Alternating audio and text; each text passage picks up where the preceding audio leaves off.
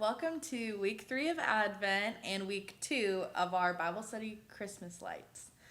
So, first, we're going to light our Advent candles. This is just remembering the past 2 weeks. The first week was hope, the second week was love, and this week is joy. We are going to do a short prayer for Advent. Dear God, thank you so much for letting our students learn about Advent this year, letting them understand the hope, the love, the joy, and continuing that knowledge next week. Amen. All right, now we're going to go into our Christmas lights story. So, this week is, of course, about Mary and Joseph going to Bethlehem, and we're going to learn about the birth of Jesus. But the bottom line for this week's story is God is with us. Now we're going to read our verses, Matthew 1:21 through 23. She will give birth to a son, and you are to give him the name Jesus, because he will save his people from their sins. All this took place to fulfill what the Lord had said through the prophet. The virgin will be with child and will give birth to a son, and they will call him Emmanuel, which means God with us. Wow, that's so important. Because again, our bottom line this week is God is with us always. This week we're going to try to put ourselves in Mary and Joseph's shoes and think about how hard or difficult the situation, how stressful it could have been. Maybe people not believing you when this is really the truth. Try to put yourself in their shoes. Understand what they went through. And think about how many times they had to say, God is with us. God is with us. We can get through this. God is with us. That's really powerful. And another thing to understand this week is that we all know that God is perfect and amazing, and he does all these great miracles and things. And we love and appreciate him for that. But also know, God was born just like you and me. And that's different. That's interesting. But I think that God chose to let that happen so that we could understand Jesus a little more, so that we could connect with him, not just say, oh, he's great and we're not, but say, like, we're on the same level. He is down here just like us, living a life, but he's trying to help other people, let them know Christianity. And maybe that's what we should do, be like him. I think it was to make it possible to be like him. All right, now we're going to do a quick prayer. Dear God, let these students strive to be like Jesus this week, to be helpful, to guide people to Jesus, to do amazing things, to be kind, to be joyful, to give hope. And let them enjoy this Advent season while it's here. Amen. All right, before you go, I just want to remind everyone that our Christmas party is today, 11 o'clock to 1 o'clock. We are going to have pizza. We're going to decorate cupcakes. We're going to decorate a tree. We are going to do a short Bible study. And we are going to play a lot of fun, exciting games. And I hope to see you all there. Bye. See you next week. Or see you later. Bye.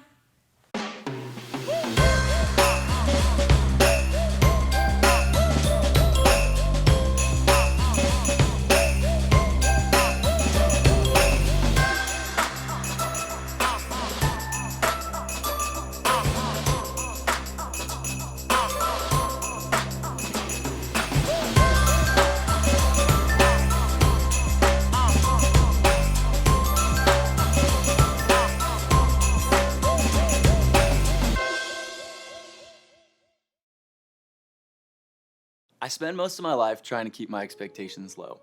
not trying to be super depressing, but sometimes I say the happiest and healthiest people are those whose expectations meet reality, which basically just means if you keep expectations low, you're more likely to have them met. And when that happens, you're more likely to be happy, or at least not living disappointed at all times.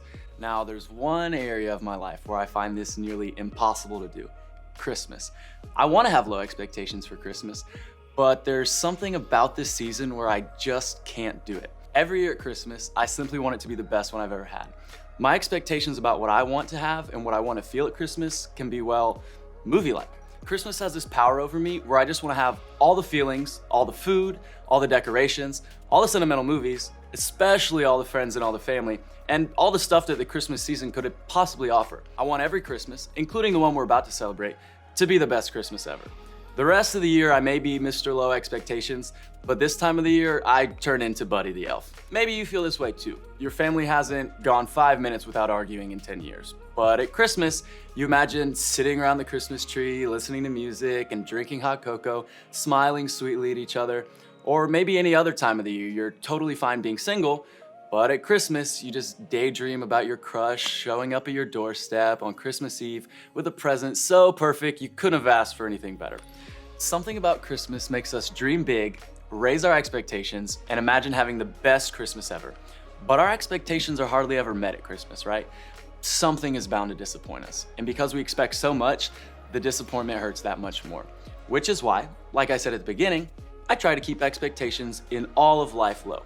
Think about it. If you think your team is going to lose the football game, and then they lose, it's easier to take the loss than if you were convinced they were going to win. If you're waiting for your grades to show up at the end of the semester, and you think you're going to get a low C in English, think how much better it is when that low B comes dancing in the house. If you think the vacation time with your family is going to be full of frustration and fighting 100% of the time, and all you will be doing is wishing you were with your friends, but then it turns out the fighting and frustration is only 30% of the time, then you're pleasantly surprised at how enjoyable the time with your family turned out to be.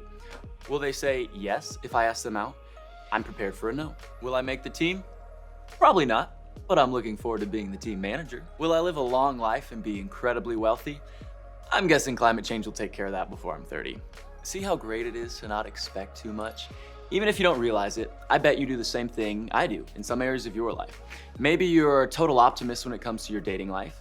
You're sure that everyone loves you. Or maybe you're super confident in your athletic ability. I mean, there's no question that you'll make the varsity team as a freshman. But when it comes to areas of faith, I bet you, like a lot of us, keep your expectations low. We might pray, but rarely do we think God will do exactly what we're asking for. We would say we have faith, but the truth is, we're just not sure God is going to show up and act the way we think he should. Because God never seems to do what we expect him to do. And when that happens over and over and over, eventually it just becomes easier to stop expecting so much. And what does it look like to lower our expectations for God? We stop praying. Because we believe God either can't or he won't do anything. We lose interest in anything faith-related because God seems distant, far away, and uncaring. We think God is weak, unable to do anything big or powerful. We think God is uninterested. He doesn't know or care anything about our lives, so why bother telling him about it or expecting him to do anything in our lives? We don't always do it on purpose. We usually just kind of become this way. And then, if God does answer our prayer, if he does show up, if he does do what we ask him to do, great, it's a pleasant surprise. But set out with expectations that he'll do all of that or it'll happen the way we think, big mistake. I don't know about you, but that kind of God doesn't sound like something to celebrate at Christmas. But what if we got him all wrong? What if we were missing the point and there was a better way, a more true way, a healthier way to see God that, if we really understood, would actually make this the best Christmas ever? So what's the point? What is good really like? The good news is, we aren't the first one to have expectations of God and have him not meet them. In fact, the Christmas story, the story we're celebrating for the next couple weeks, didn't happen at all like people expected. That may sound strange to say because the story may be familiar to us, so many imagine it going any different would be weird. But the truth is, no way 2,000 years ago were they imagining God sending his son the way he did. But before we go any further, let's get a refresher on the details of the Christmas story itself. Mary, the mother of Jesus, was a young, pregnant, Jewish teenager, not yet married. She and Joseph, the man she was engaged to be married to, did not have a lot of money and were living in a land occupied by the Roman Empire. And at the start of the story, the Roman government has decided they want to have a count of all the people they're ruling. So every family was told to go to the town where they were originally from to be counted. So Mary, super pregnant, has to get on a donkey and make a hot and dry and miserable trip to get to the town where Joseph's family came from. Sounds awful, right? But don't worry, that's not all. Once they get to Bethlehem, their destination, all the hotels are full. And Joseph forgot to book an Airbnb or get on hotel.com, and now Mary isn't just super pregnant and tired and uncomfortable. Now she's also got nowhere to sleep. And then, just because there wasn't enough going wrong already, Mary goes into labor. As in, the baby is coming. Here. Now. Far away from their home, with no bed to sleep in or have a baby in. Now, I know things were different 2,000 years ago. I know there was a different culture for that time and place, but I can promise you this. It doesn't matter what culture you're from or what time you're living in, this situation is less than ideal. Actually, it stinks.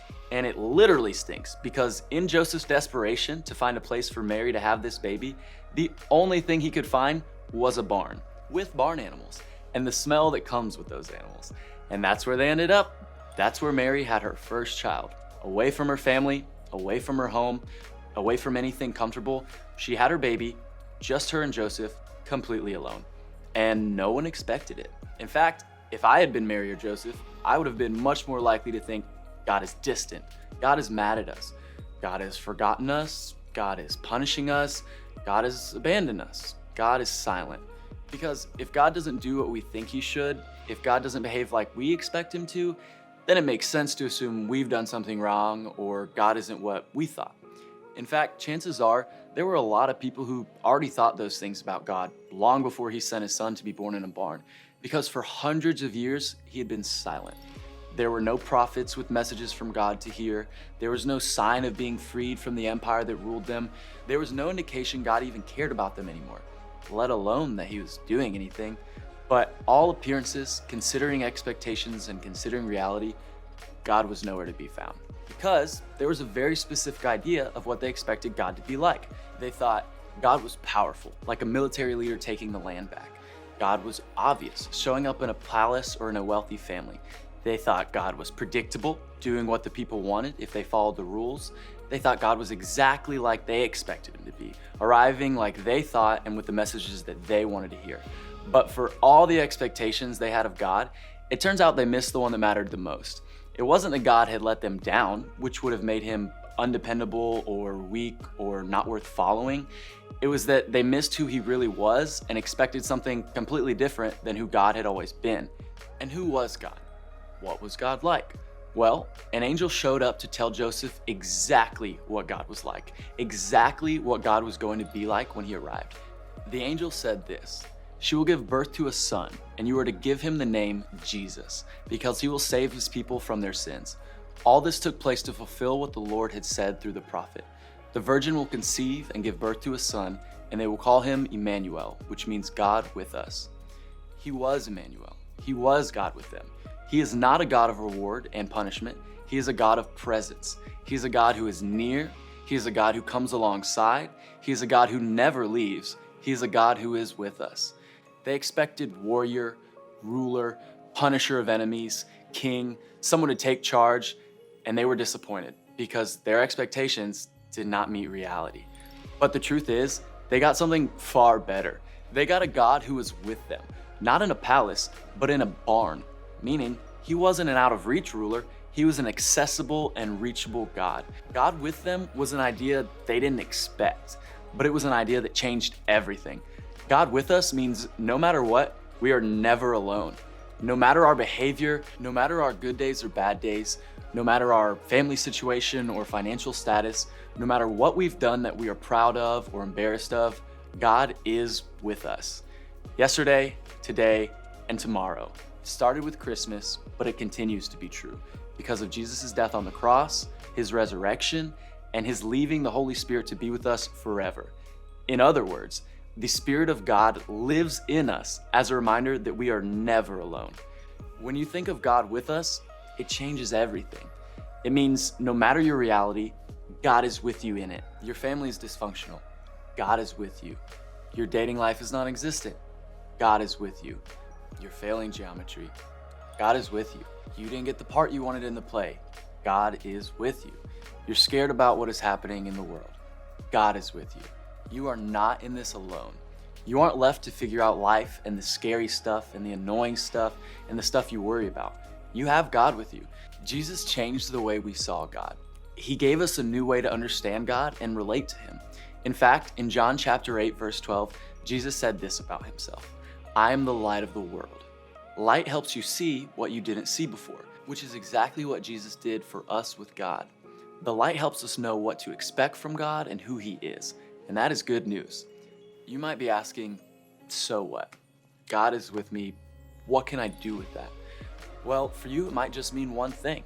Find one way this week to keep reminding yourself that God is with you. Maybe it's writing a note in your phone, asking a small group leader or trusted friend or adult to help remind you, or maybe you've known that God is with you. Try reminding someone else this week. Here's the thing. When you know God is with you and you know He's promised to never leave, it's far more difficult to be disappointed in God, because that is a promise He will never break. Christmas is the best time to take a second look at the way we see God, ourselves, and the people around us, and to let Jesus shine a light on an amazing promise, because that is a promise He will never break. Christmas is the best time to take a second look at the way we see God, ourselves, and the people around us, and to let Jesus shine a light on an amazing promise, that the God of the universe came down to earth to show you that He loves you, to show you that He cares about you, and to show you that He is with you.